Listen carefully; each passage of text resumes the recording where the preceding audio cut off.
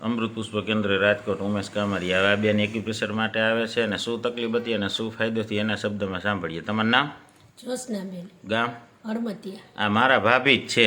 એને તકલીફ શું હતી તમને? કિચડ દુખતો. કેટલા સમયથી? 2 વર્ષથી દુખતો. 2 વર્ષ થયા. અને આપણે આજે કેટલામો દિવસ છે? ચોથો દિવસ. ચોથા દિવસમાં. પહેલે દિવસથી આજ સુધીમાં કેટલો ફરક છે હવે? સારો ફરક છે. દુખાવો થયો કાંઈ? દુખાવો નથી. હાવ રેડી આજે? હા, આજે હાવ કમ્પ્લીટ. કમ્પ્લીટ. ધક્કો વસૂલ?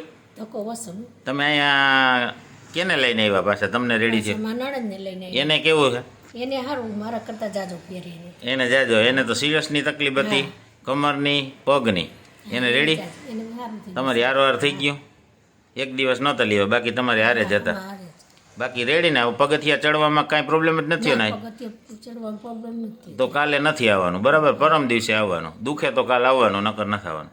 બીજાને શું કહેવા માંગો? આ કરાય કે? આજ કરાય ને દેશી દવા છે. તમને ફાયદો થયો હા, કે? મને ફાયદો થયો એટલે.